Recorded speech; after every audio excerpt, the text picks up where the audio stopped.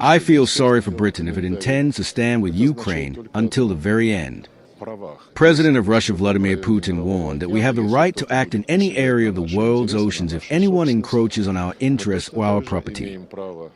This is the UK doing what it has long said it would do, which is to support Ukraine 100% against this illegal war led by Vladimir Putin. We are providing support so that Ukraine can defend itself, and that's been the British position. Sergei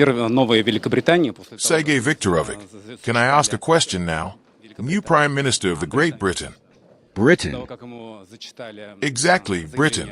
After being read the statement by the Russian embassy, he said that they would stand with Ukraine and that this would not change.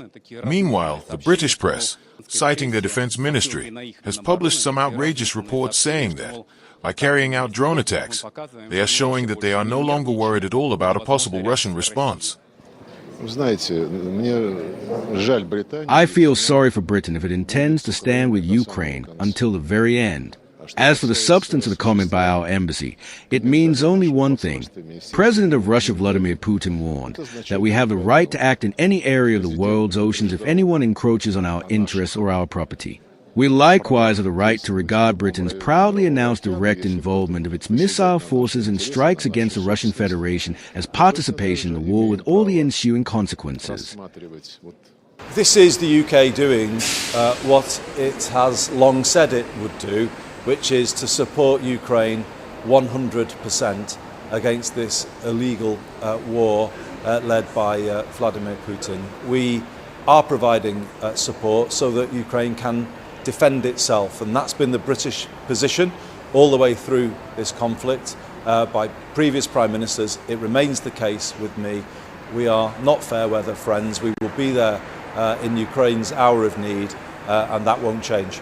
Are you embarrassed, and what action are you taking to make sure that things like that never happen again? No, I'm not, because there was a minimal exchange. Nothing of consequence, and actually quickly I realised that this needed to be reported, and I did so. So I handled it in the right way. All politicians are, receiving these pressures and these challenges, but I did everything right. There was a minimal exchange of information of zero consequence, and it was quickly reported.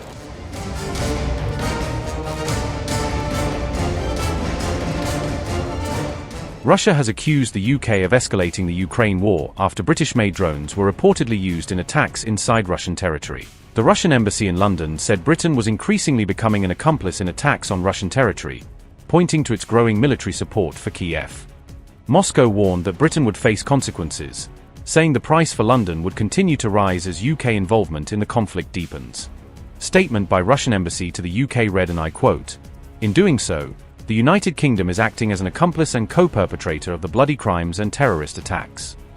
London's actions will inevitably carry consequences for which it will have to answer.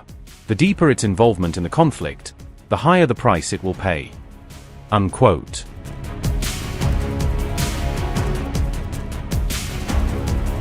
London rejected the Russian warning and said Britain would continue standing shoulder to shoulder with Ukraine despite Moscow's threats.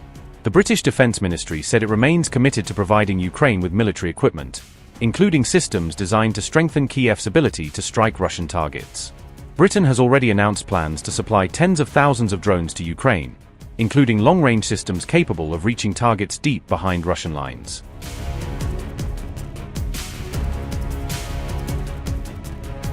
The drones were built by two British companies and have reportedly been used in attacks against industrial targets located inside Russian territory. A military source confirmed to BBC News that UK-made drones had been used in some of the attacks, potentially deepening the dispute between Moscow and London. Ukraine also targeted Wildberries logistics facilities, with reports indicating that 7 of the company's 10 centres have been disabled in the ongoing strikes.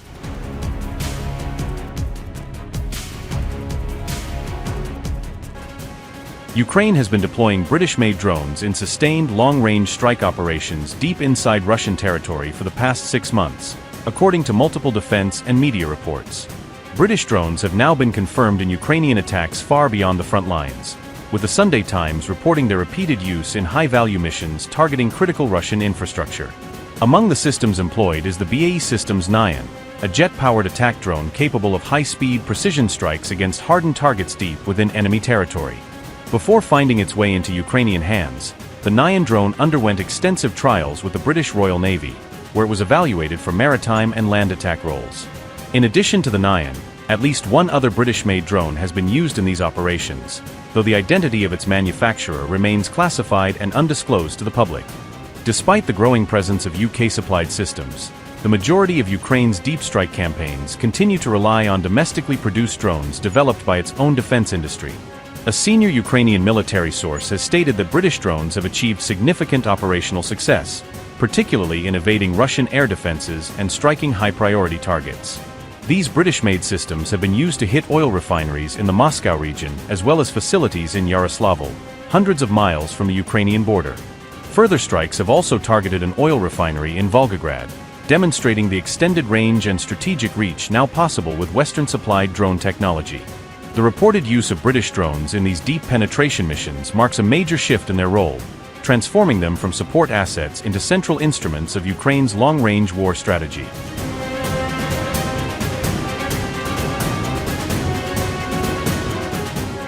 On August 16th, Ukraine unleashed one of the largest aerial assaults of the war, launching more than 800 drones across multiple Russian regions in a coordinated high-intensity strike operation.